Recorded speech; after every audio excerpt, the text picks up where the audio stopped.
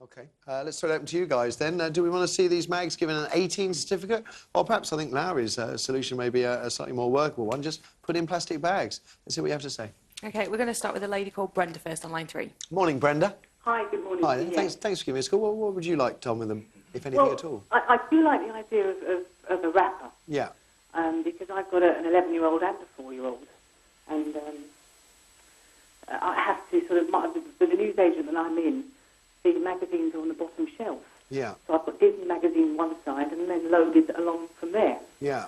So I have to sort of divert their eyes.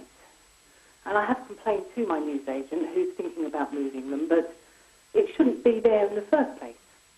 Well, unfortunately, newsagents are there to deal in the published word and published photo, and we live in a free country, Brenda, so, I mean, they've got to be...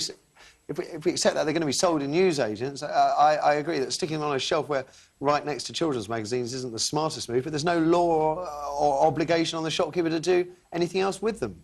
But it's a moral law, surely. It's the law of you know, because if a child, I have a 4-year-old, as I say, and she'll walk in and they're her eye level. Yeah. You can see them.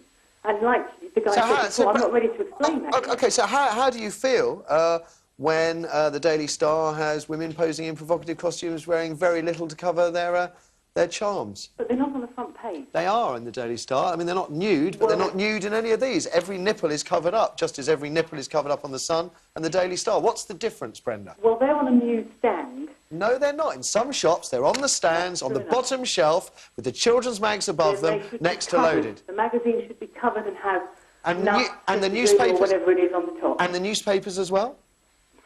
It opens it very wide, doesn't it? Well, that's an unfortunate choice of term, but it does. It's just that I don't... You've differentiated between the two, and I'm not sure you can make a difference. A woman covering her breasts on the front of a glossy magazine is, to me, no different to a woman covering her breasts on page 1 of the Sun or the Star. Well, it's no different. That the world we live in today is an unfortunate one for the young that we give birth to and grow up in it. OK, Brenda, thank you very much for that. Let's have another. OK, we're going to go to Peter now on line 1. Morning, Peter. Good morning. What do you think should happen to these mags? I'm smashing, but the thing is, are we just going to ban these books from the top shelves and all that?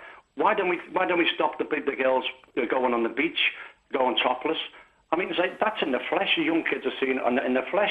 Well, hang on, Peter. Hang on. That's slightly disingenuous, isn't it? That in your average day-to-day life, for the average child going to school, they're more likely to have contact with a newsagent than they are with a topless woman on a beach. Yeah, but I walked around the house, and the wife walked around the house naked when we and we never hid ourselves from the kids.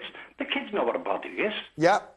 But isn't there a difference between... There's nothing wrong with it, and these young girls are making a few bob. But is there not a difference between the naked human body and the naked human body in a provocative sexual pose? No. For example, your wife probably didn't sit there... To men, you know, they're beautiful.